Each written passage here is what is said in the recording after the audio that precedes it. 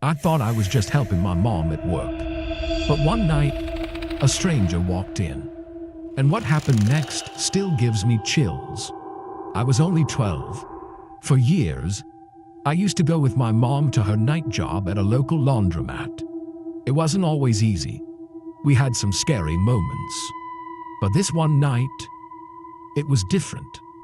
It was the first time I truly felt I was in real danger.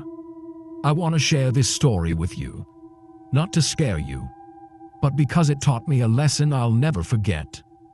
A night I'll never forget. Years ago, my mom took a job at a local laundromat.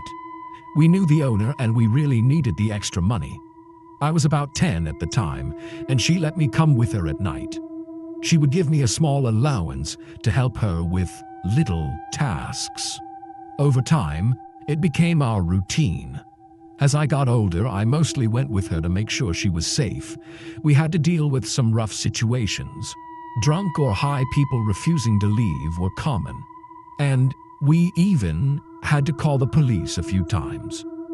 My mom worried about me being there, but I always insisted. I don't regret it. It gave me work experience and taught me a lot, even if it was intense at times.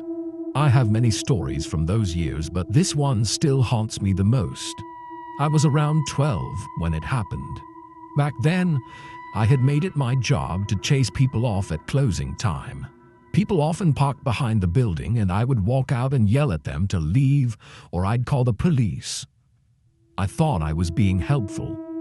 But now, looking back, I realize I was just a 12-year-old girl putting myself in danger by letting strangers know I was there. And alone. One night we arrived to find the front door lock had been broken. My mom had unlocked the laundromat that morning, so it wasn't a break-in attempt. Still, it creeped us out. My mom texted her boss about it and told me to let her know if anyone showed up. About 30 minutes later, I had finished my chores and was sitting with my sketchbook drawing. Suddenly, I heard the door swing open. That scared me. Usually people knock when they see the big closed sign. My mom heard it too and shouted that we were closed. A man's voice answered, saying he just wanted to use the drink machine. We usually let people come in for snacks or drinks, so my mom said he had a few minutes, then went to the supply closet. I was sitting about 7 feet from the machine, so I heard the man walk up. At first I didn't really pay attention and kept drawing, but then I started feeling like someone was watching me. I realized I never heard him put any money into the machine. I nervously glanced over and saw a tall man, probably in his 60s, staring directly at me with a big smile. I jumped a little, gave him a small, awkward smile, then looked back at my sketchbook. Then I heard shuffling.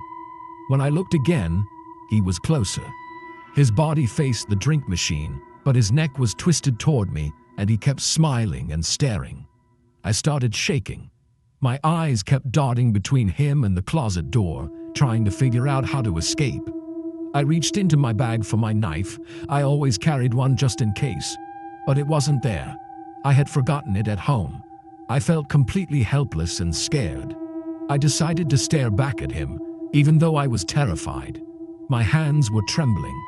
After what felt like forever, he finally looked away, called out, "Have a good night" to my mom, and left. I was so relieved. I got up to splash water on my face when I saw something that made my blood run cold. He was sitting on the bench right outside the door. Panic took over. I ran into the closet and told my mom everything. She told me to run to the car and said she'd get between us and pepper spray him if needed. I did what she said. As I ran past him, he stood up and started walking toward the car. My mom shouted at him to back off.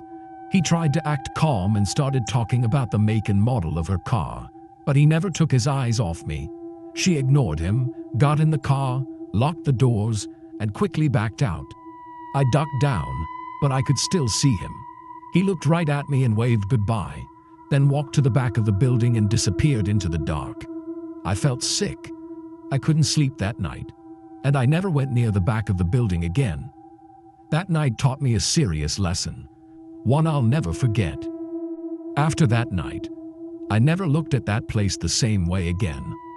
I realized how risky it was to act brave without thinking. That man didn't hurt me, but he could have. And that thought still haunts me. If you found this story interesting or scary, hit the like button and share it with someone who needs to hear it. And tell me in the comments, what would you have done if you were in my place? I'll be reading every reply.